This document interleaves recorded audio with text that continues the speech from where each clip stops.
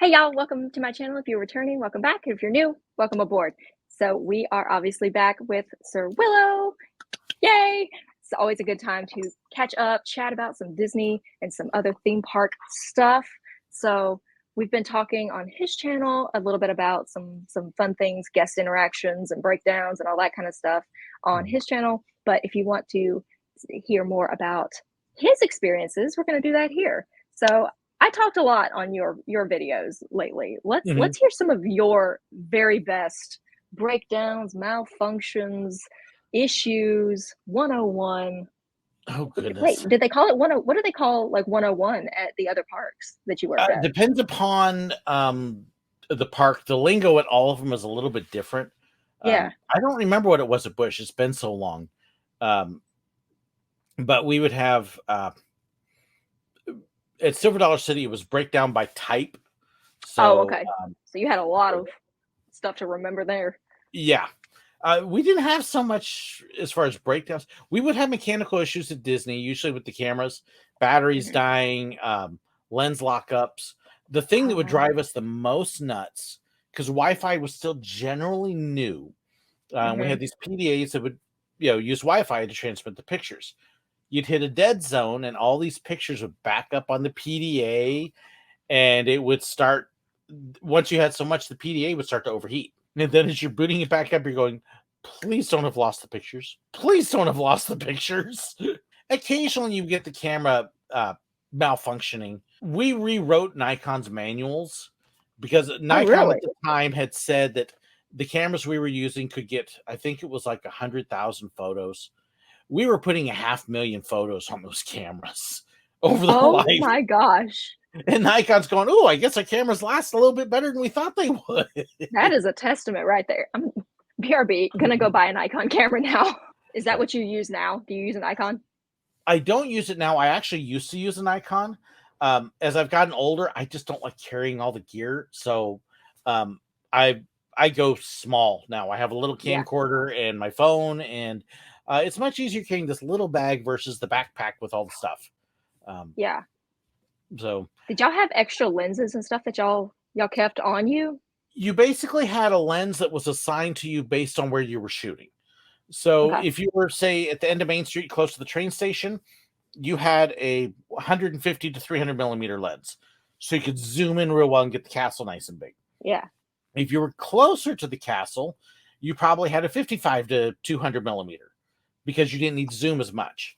So your lens would depend upon where you were. If you were shooting characters, you had a one that would work much better for close-ups. But no, just one lens at a time. If you're changing a lens and you'd have a guest come up and bump into you, so they didn't have that. But yeah, we would have most of the minor mechanical stuff. I did have one person, I remember one of the photographers, whose neck strap broke. And hopefully they were holding the camera. Oh my gosh. But for the most part, we didn't have mechanical stuff there. Rhino Rally, I talk about the story where I hit the rock. Had the one fender bender literally backstage. Oh no. I was bringing one of the Rhino Rally trucks from the back. I'll have somebody write, they were Land Rovers, not trucks. Yeah. It's a truck. At the time, Busch Gardens was building SheiKra. And so one of their access gates that they would usually use for the big semis and stuff was closed because of the roller coaster construction. So you would have these semis coming up through the middle access road where there really wasn't room. And I'm bringing the Rhino Rally over this bridge that goes over a walkway. If you've ever been to Busch Gardens, it's kind of in the middle of the park and you don't even know it's a road. But it's right by one of the theaters, two of the theaters actually, and the old Schwarzkopf coaster, and then it crosses over into Congo going towards Kumba. It looks like just a little bridge. So I'm pulling up on top of this, and here comes the semi, and there's not room. Okay, so you kind of look around, and you realize semi's not going to back up. Yeah. So you have to. Yeah, and I'm not real tall, and you're seated down inside of this Land Rover. You kind of hope the mirror can see it, but it's got a big tailgate. One of the daycare vans had pulled up right behind me. And so I'm on this slope and he's down here and I can see this right over. So I hit reverse and I wait and I'm trying to stand up to look out and see everything. Can't see him. And so I finally, after a couple minutes of this, with it beeping and everything, I start to back up. He doesn't move, and the trailer hitch goes right into the hood. Oh no. If you hear the beeping, move. Yeah. So guess who got reprimanded? Because I should have known better. I'm like, and they said, You well, couldn't we see. they put somebody else in. Well, we recreated it to see if you could see. And I was like, how tall was the guy? 6'2", 5'8". There's a difference. And then Rhino Rally, the water portion broke all the time, Really? all the time. Huh. Because you got the land portion where you're driving around with the animals, and then you get this part where you drive onto this bridge that you get stuck, and then the bridge breaks away, and you float down this roaring river. It was Yeah. fun. It broke. It seemed like every other day. River's down. So what would you do in that case? You had an option. The bridge would come at a point where the road forked. Okay. And so we had our co-pilot that we would be harassing the whole way. And we would ask him, okay, there's no signs. Which way do we go? And there was actually a little light sensor there that would tell you if the water portion was working or not, Okay. hiding in the bushes. And so you Yeah. can kind of look over and say, okay, I can go or I can't. And then you ask him which way. And then you'd always make sure you either went to the bridge if it was working or turned shortcut back to the station. Gotcha. So, oh, look, Did you I ever found have the road and you didn't. Did you ever have people who'd been on it before be like, wasn't there a water part of this? Like, Yep. yeah, Yes. like our little friend who you forgot to do the butterfly. And you'd usually tell them, well, you can blame your co-pilot. They're the ones that told That, me, or they were the that's ones that steered me wrong. that's good. You gotta have the co-pilot to throw them under the bus, Yes, that was the under best the part. Land Rover. Just embarrass them. Silver Dollar City, yeah, we had a number of issues. I've done a few videos. We broke an axle one time coming into the station. We just knew it's okay. Something's not quite right. Got everybody off the train. Take a look, and well, and then they're trying to figure out how do they get the train back down to the roundhouse to fix it. Yeah. With the axle, it's still standing, but it could go. Oh man. And they managed to back it down real slow and got it back to the roundhouse. Yeah, that was an interesting one. One of the weirdest was actually out. I was out robbing trains one day, and when we robbed, you would stand on one side of the hill and look out as the train would go by, and you could kind of wave at the passengers and see, what was going on. And it kind of gave you about a 2-minute, 3-minute warning. Here comes the train going by. They're going to come back around. Get ready for the robbery. Train goes by. We head down to the front, get ready for the show, and no train. No train. And there's a couple whistles that we give in the woods around the corner, so you know where it was, and never heard the whistles. Oh no. And then we heard one long whistle. You never want to hear one long whistle. Oh, we dear. go jogging up the track, and it's about probably a quarter mile up around a bend, and one of the linchpins that hold the rods to the wheels. When you see the wheels turning, you see those big rods kind of. One of the pins that held that rod attached had snapped, and the whole rod had dropped. Oh no. And so it's not going anywhere. That's no longer moving. And so we're kind of going, well, and the robber's job at that point is to entertain the passengers on the train while they try to figure out what they're going to do to get this running. And so we were probably 30 minutes just whatever we can come up with and what do we need to do. And they finally figured out a way to jimmy rig another pin in there and get the rod back on so they get it back to the station. Yeah. But I'll be like tap dancing. I don't know. Hi. It was, and of course, we're used to having a sound system and microphones. Yeah. We don't have it there. So here, you take those 2 cars, I'll take these 2 cars. And I was telling every dad joke and dumb knock jokes and everything I could think of. The Rhino Rally and also your conductor and robbing, you did have spiels, right? Like y'all had specific things. Did you ever forget? Like, did you ever have just a complete malfunction of the brain and just like, what am I supposed to Oh yeah. say right now? Rhino Rally, both of them, you have a script. And you've got things that you have to say, and then you have a whole bunch of suggestions that you can fill in with.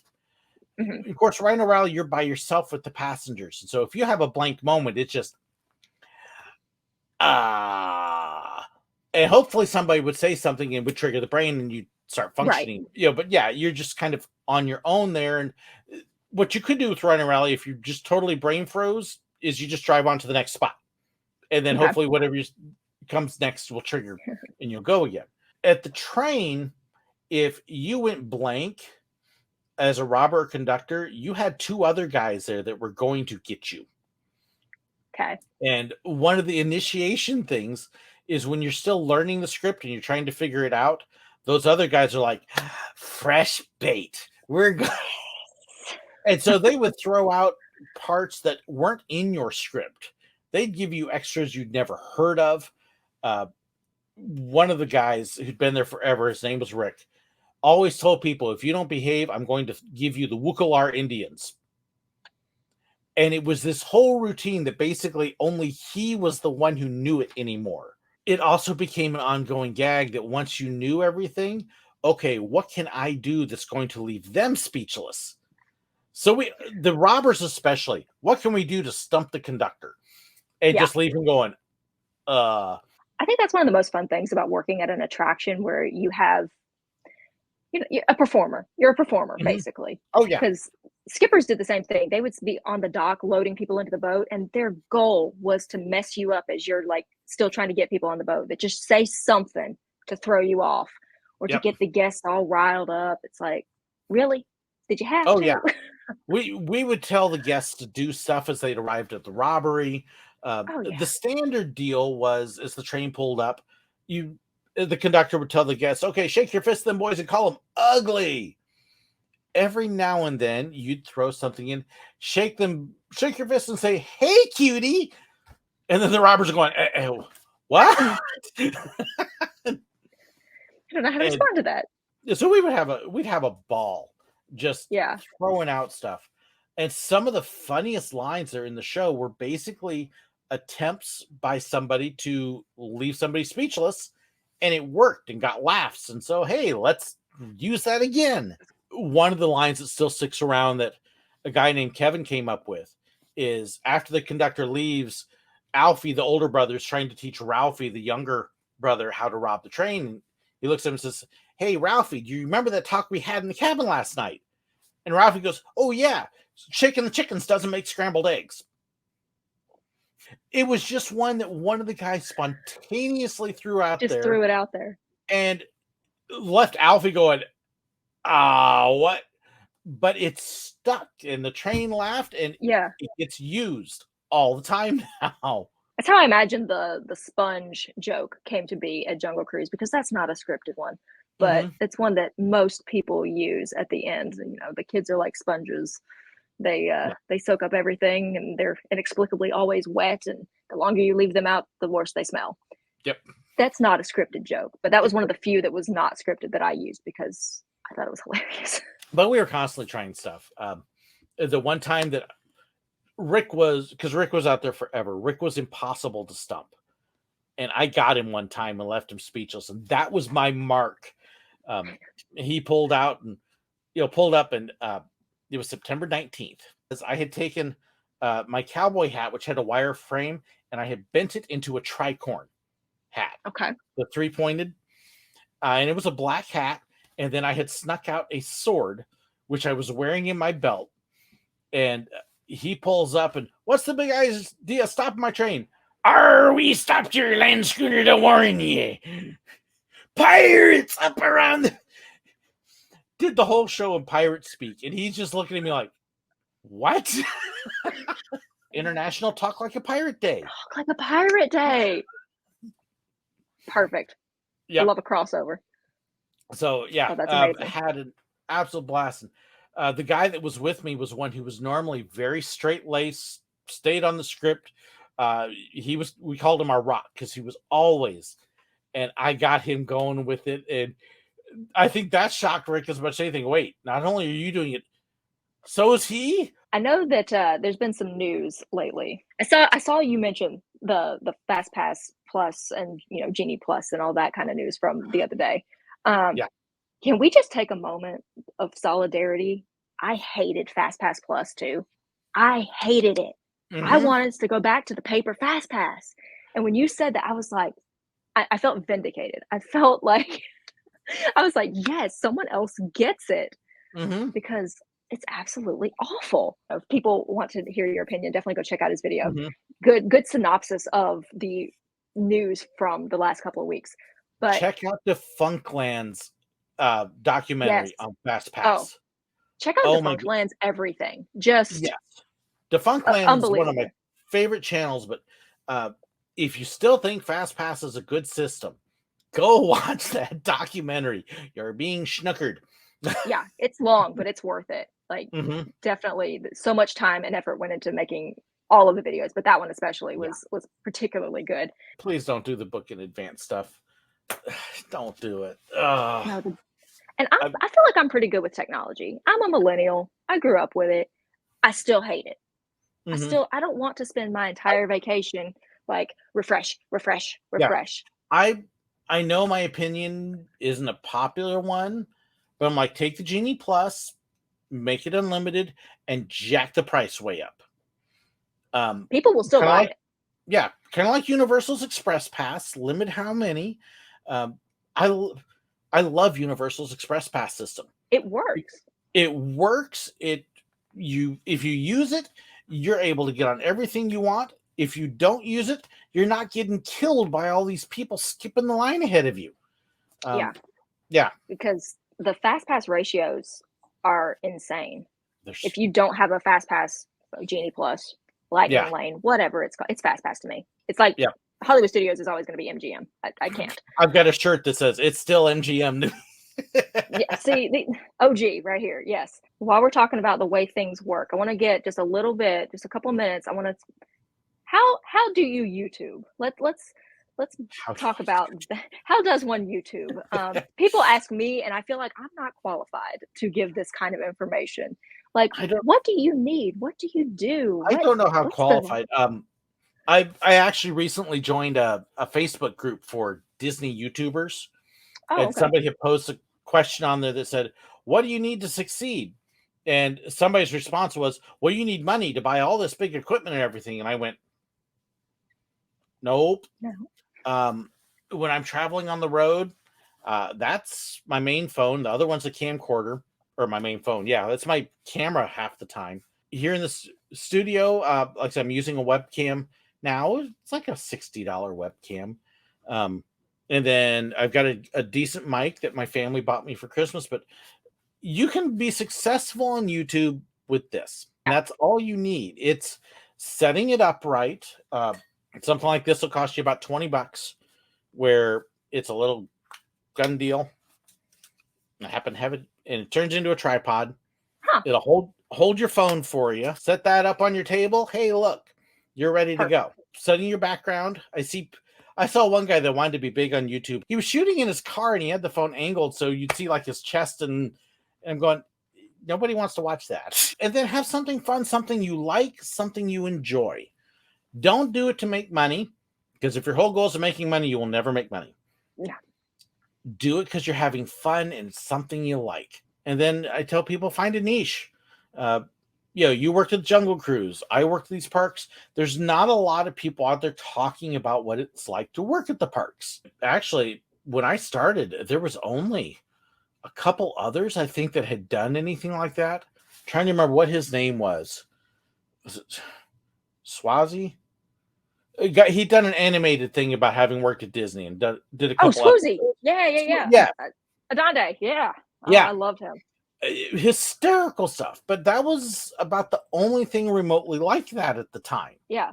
Oh, I And can't believe you so, mentioned him because that yeah, was like when I first started. I was like, I want to be like Swoozie, except for like I'm not doing the animation because I right. can't, frankly. But And that was like actually what I had in mind. That was one of the inspirations, because he was big. My son had seen him, and then I was telling these stories, and it was my kids that said, "Dad, We're sick and tired of you telling us the same stories over and over. Swoozy did all this on YouTube. Tell your stories to the camera. But it's just finding something you enjoy and then working with YouTube's algorithms, post regularly, use the keywords. A lot of people don't pay attention to that. Keywords are big. Thumbnails are important. That's one thing I slack on badly is my thumbnails. I was about to say, I'm making notes here because if y'all have noticed, my backgrounds are awful. My thumbnails are awful. I got some work to do. And then it's just hoping that at some point the algorithm catches one of your videos. In my case, it was the groups that cast members hate, I think is what the actual title. And the big thing that talked about was the Brazilian tour groups.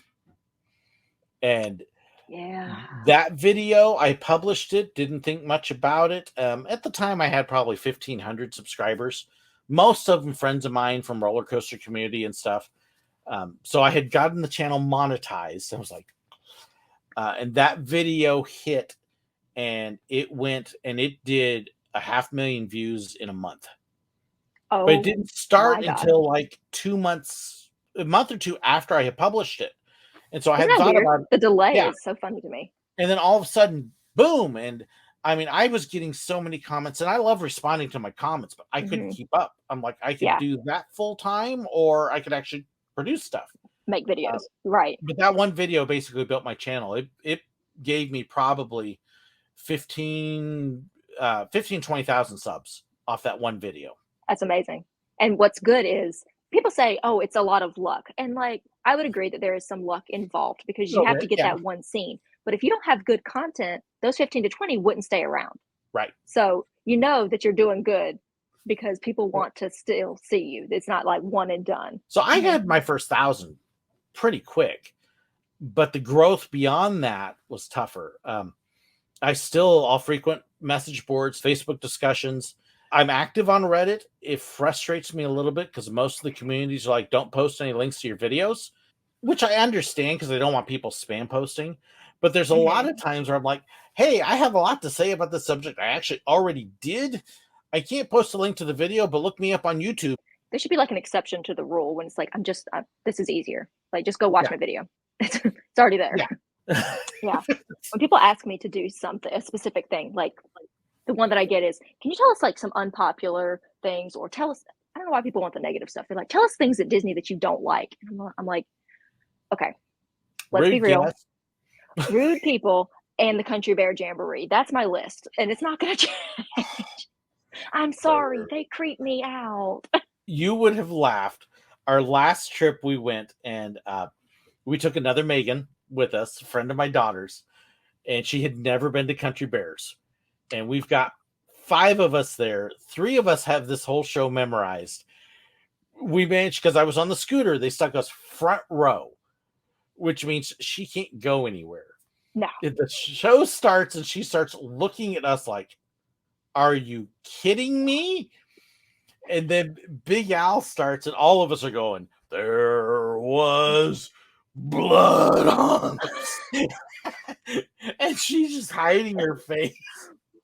Yeah, if you don't know what to expect, you know what? If I may have to go with my husband because he doesn't know anything about it. He's never seen it. I may have to make him go in there just to watch his face. Your mute button's on. Okay. Sorry. Died on me. It wouldn't be a Skipper Meaghan video if some piece of technology did not run out of battery. That's my MO. That's what I do. But, so I guess my technology has decided it has had enough. As always, so much fun. We could probably talk for about a day and a half, but yeah, my wife's actually been looking over there like, you don't. Come on. Guess we will end it here. Always good to talk to you. Thanks so much. Yeah, thank you. It's been fun. All right. Let's see you guys later. Yep. Bye, y'all.